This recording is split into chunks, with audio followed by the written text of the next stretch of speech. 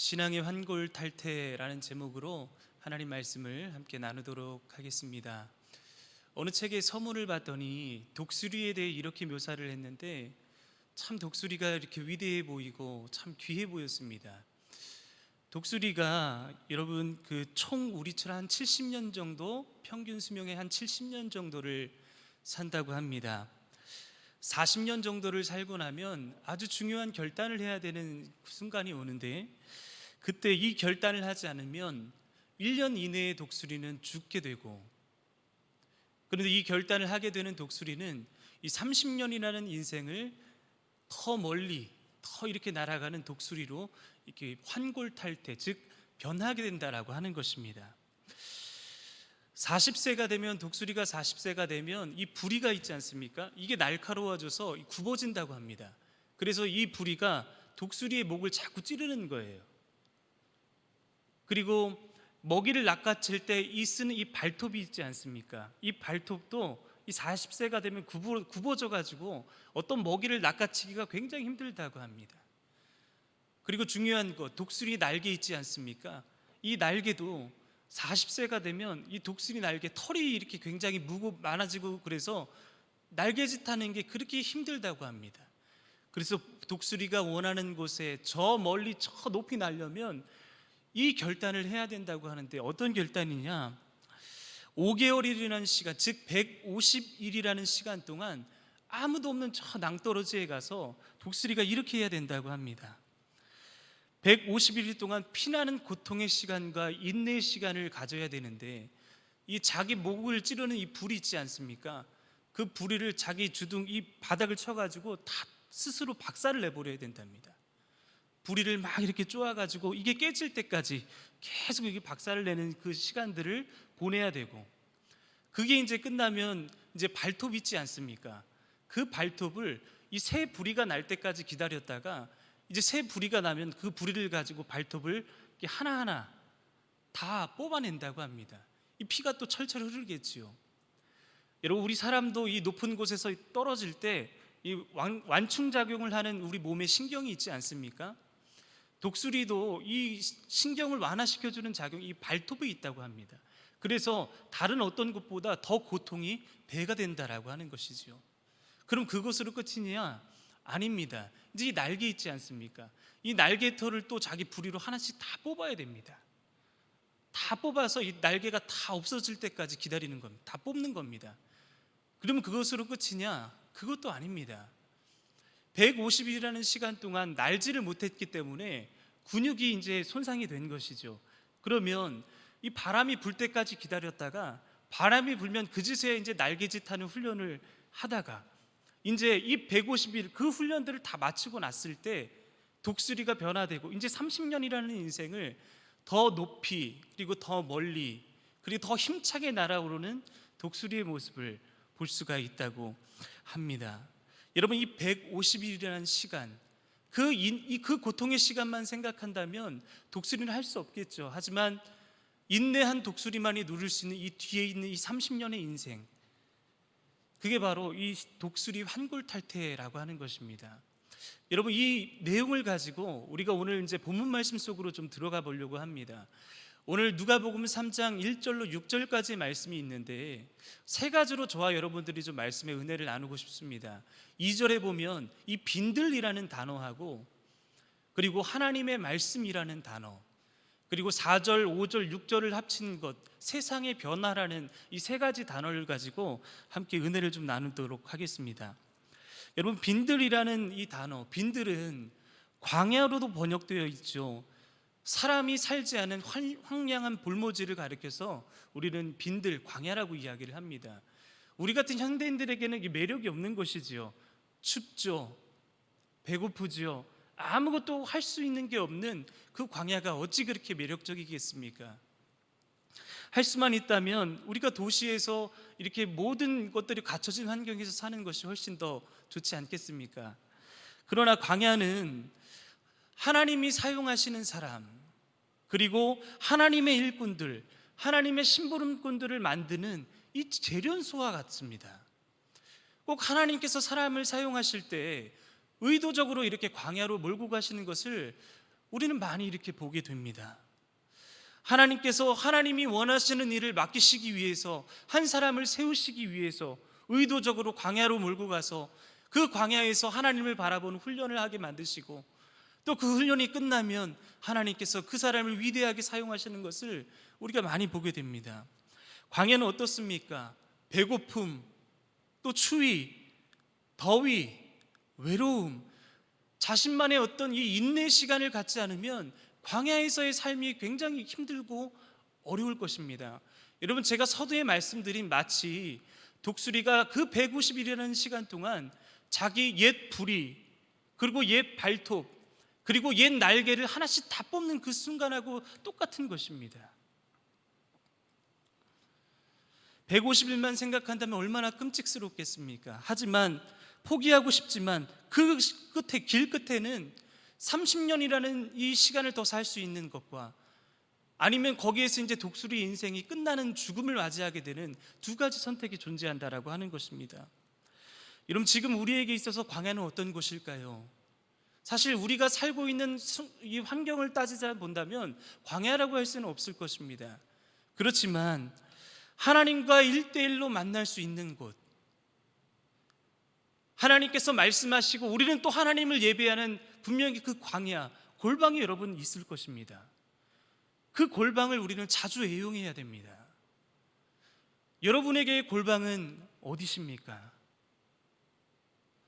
오늘도 여러분들은 그 골방을 애용하고 계십니까?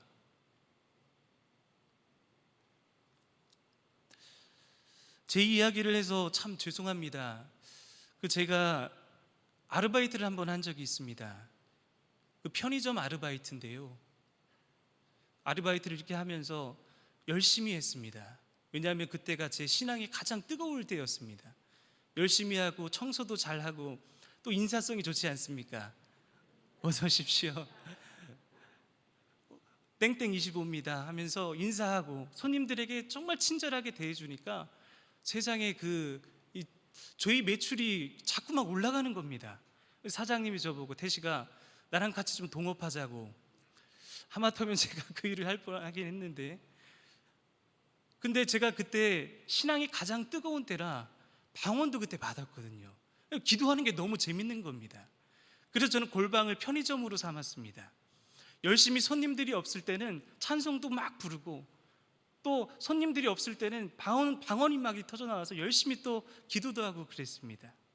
근데 한 번은 다음 날 아는 형님을 만났는데, 태식아, 네가 일하는데 어디 외국인이 근무를 하냐 그러는 겁니다. 외국인? 생각해보니까 제가 이 방언 기도를 막 열심히 하고 있을 때 손님이 들어왔나 봅니다. 아는 분이시더라고요. 그래서 외국인인 줄 알고, 사실 그런 오해를 참 많이 받습니다. 그런데 저는 그때가 참 신앙에 가장 뜨거웠을 때였기 때문에 골방을 그렇게 애용했었던 기억이 납니다. 여러분, 골방이라 그래서 꼭 이 장소를 한정 짓고 또 그럴 필요는 없습니다. 아무 때나 어디든지 우리가 걸어가든지 아니면 운동을 하든지 무엇을 하든지 간에 여러분 자꾸 골방을 애용하셔야 됩니다. 그 골방은 하나님과 나와 1대1 인격적 관계가 되는 그 장소가 바로 골방이다라고 하는 겁니다. 여러분, 사울과 다윗 임금을 비교할 수 있는데 사울의 인생을 한번 보십시오. 골방이 없는 인생이었기 때문에 왕은 일찍 됐을지 몰라도 정치하느냐고, 사람 죽이는 이 전쟁하느냐고 바빴습니다. 그러니까 하나님과의 관계는 없으니까 사울이 그렇게 마지막에 비참하게 끝나는 것이었습니다. 그런데 반대로 다윗은 어떻습니까? 다윗에게는 골방이 있었습니다. 광야가 있었습니다. 여러분, 시편에 보시면 주옥 같은 시들과 기도와 찬송이 바로 그곳에 있지 않습니까?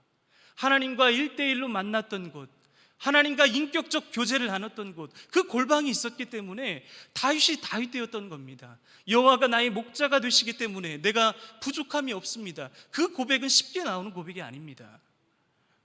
하나님과의 1대1 인격적 교제와 만남이 있었던 빈들, 오늘로 이야기하면 이 독수리의 150일이라는 시간 동안 옛 부리, 옛 발톱, 옛 날개를 뽑아내는 시간이 다윗에게 있었다라고 하는 사실이죠.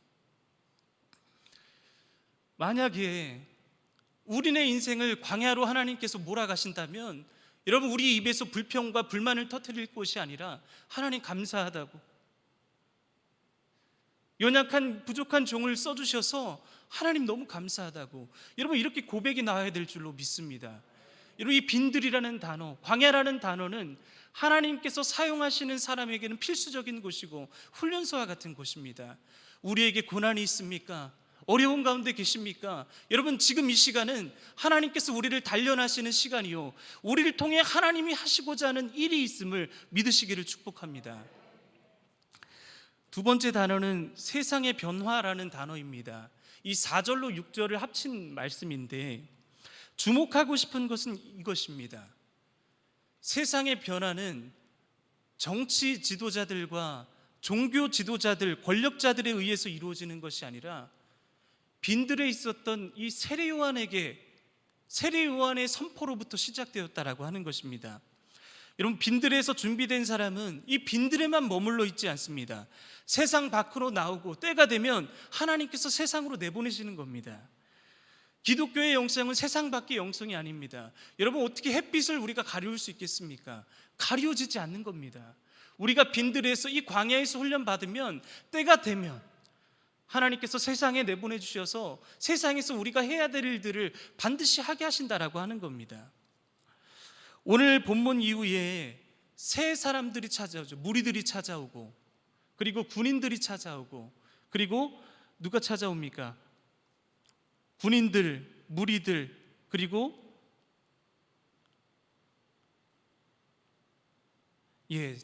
군인들이 찾아옵니다. 네, 오늘 본문에 보면 두 부류가 나오는데요, 1절과 2절에 보면 로마 황제, 그리고 총독, 그리고 분봉왕이 나오고, 이분들은 이제 정치 지도자들이죠. 그리고 그 다음에 이제 종교 지도자들, 그리고 가야바와 안나스라는 이 대제사장들, 종교 지도자들 두 부류가 나옵니다. 여러분, 이들은 세상의 권력과 풍요의 어떤 그 중심에 서 있었던 사람들이었거든요. 근데 하나님께서 누구를 선택하셔서 사용하십니까? 이들을 쓰시지 않았다는 겁니다. 하나님께서는 저 빈들에 있었던 이 세례 요한을 선택하셨다라고 하는 것이죠.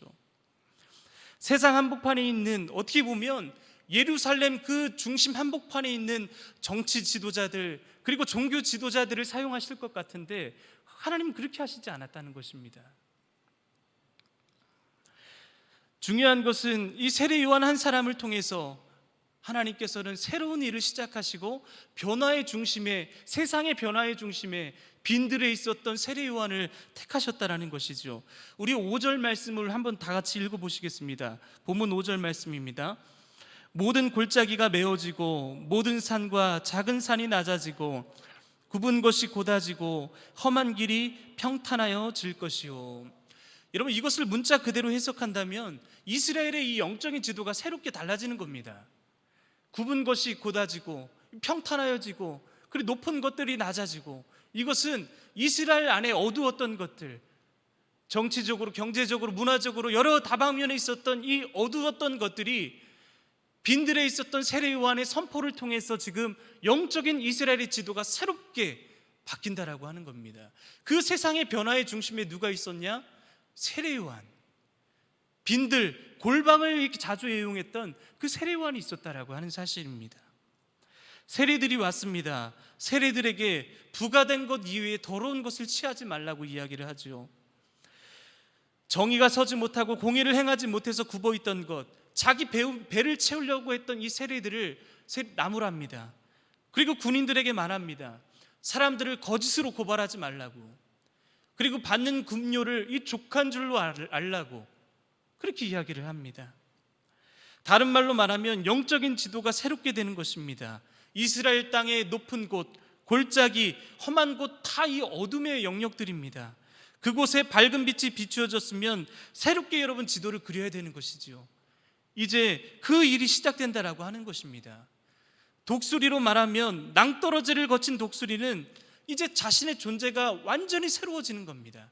150일이라는 시간을 거친 이 독수리는 이제 날기만 하면 됩니다. 저 멀리 바라보고 이전의 40년보다 더 빛날 인생으로 살아가는 독수리의 모습 아니겠습니까? 세 번째, 가장 중요한 것이 있습니다. 무엇이냐? 우리 2절에 나와 있는 이 하나님의 말씀이라는 단어입니다. 성경을 보면 참 어두웠던 때가 많이 있었습니다. 하나님 중심 신앙으로 살아가야 되는데 그렇지 못하고 오히려 이 말씀이 잘 들리우지 않고 눈에 가려져서 제대로 살지 못했던 그때들이 참 많이 있습니다. 정도에는 차이가 있겠지만 그때마다 하나님께서 어떻게 역사하셨습니까? 말씀으로 역사하셨습니다. 어두웠던 그때 하나님의 말씀이 선포되어지는 곳마다 열매를 맺기 시작한 겁니다. 신앙적으로 굉장히 나태해지고 다운되어 있을 때 하나님의 말씀이 우리 안에 들어오면 소생하는 것과 같이 각 시대마다 어두웠었던 그때 하나님은 하나님의 사람들을 통해서 말씀을 통해서 그 사람들을 변화시키고 하나님의 뜻을 이루어 가셨음을 여러분 보게 됩니다. 다윗이 범죄했을 때 다윗을 다윗되게 만들었던 것은 이 나단 선지자의 충고와 말씀, 하나님의 말씀이 선포되어지자 다윗이 그때 깨닫지 않습니까? 내가 죄인이구나. 바알 종교로 북이스라엘이 정말 어두워져 있을 때 그때 하나님께서 엘리야를 통해서 말씀을 선포하고 전하심으로 소망을 주셨습니다. 그리고 이스라엘 백성들이 포로로 끌려갔던 그 시기 예레미야, 다니엘 이런 위대한 예언자들이 선포되어지는 말씀을 통해서 힘들고 어려운 때는 있었지만 그때마다 힘을 내었고 또 소망을 품게 될 수 있었다라고 하는 것입니다. 이런 말씀입니다. 하나님의 말씀이 참 중요합니다. 우리도 마찬가지입니다. 여러분 하루하루를 살아갈 때 말씀 없이 살아간다고 생각해 보십시오. 공급되어지는 연료가 없기 때문에 그 연료가 다 타버리면 뭘로 운전하시겠습니까? 그때는 이제 내 스스로 운전하는 겁니다. 내가 붙잡고 말이죠. 그러면 하나님의 뜻과 생각이 아니라 내 뜻과 내 의와 내 생각이 앞서게 되는 겁니다. 하지만 하나님의 말씀으로 매일매일 연료로 태운다면 여러분 우리는 분명히 하루하루를 정말 뜻있게 보람있게 하나님의 계획과 완전하심 속에 살아갈 것입니다.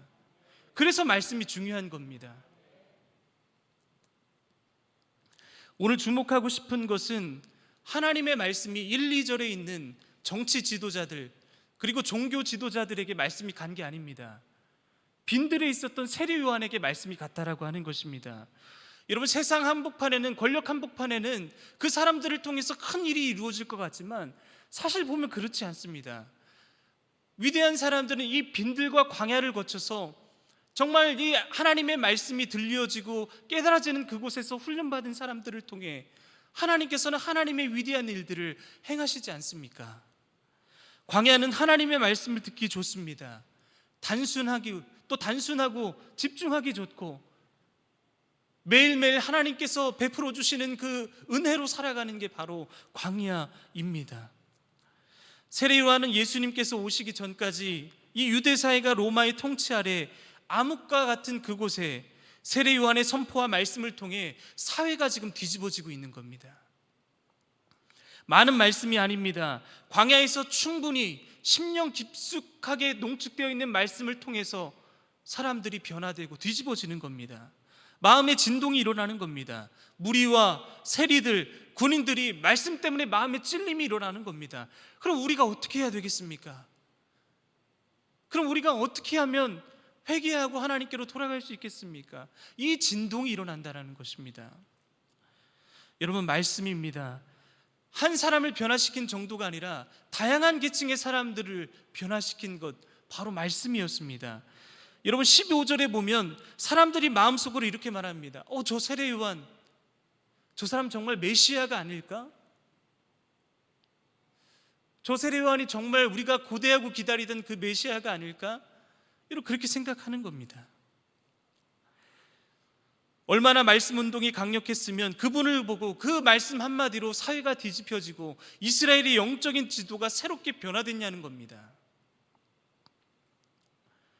여러분 말씀밖에 없습니다.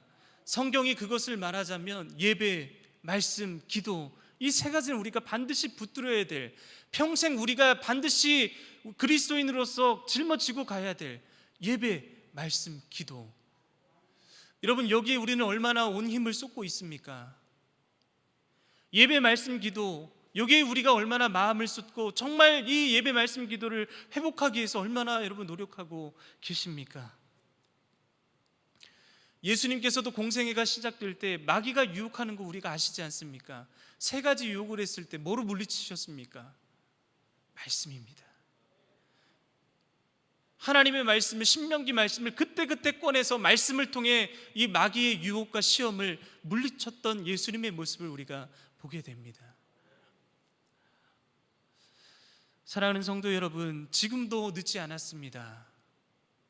지금도 우리가 낭떠러지로 가서 이 150일이라는 시간 동안 옛 불이, 그리고 옛 발톱, 그리고 옛 날개, 이것들을 뽑아 인내하며 기다렸던 그 독수리와 같이 여러분, 우리도 광야에서, 빈들에서 하나님의 말씀을 통해 예배, 말씀, 기도를 통해 우리도 하나님께서 쓰실 그때를 기대해야 될 줄로 믿습니다. 이게 신앙의 환골탈태입니다.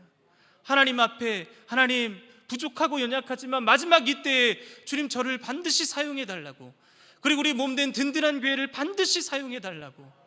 여러분, 이 시간들이 있다면 저와 여러분들, 그리고 한국교회와 한국사회에 우리가 큰 소망이 되고 대안이 되는 믿음의 롤모델이 되는 교회가 될 줄로 믿습니다. 골방을 애용해야 됩니다. 성경을 열심히 읽어야 됩니다. 새 포도주는 새 부대에 담아야 됩니다. 그것을 담으려면 광야에서 하나님의 말씀을 듣고 그 하나님과의 만남을 자꾸 갖는 시간들을 우리는 누려야 되고 가져야 될 줄로 믿습니다. 새 부대가 될 때, 그리고 새로운 시작을 준비하는 이 시기에 우리가 이 150이라는 이 낭떠러지 예배, 말씀, 기도에 올인해서 하나님께 귀하게 쓰임받는 저와 여러분들 되실 뿐만 아니라 우리 몸된 든든한 교회가 되기를 말씀 의지에 간절히 축원합니다.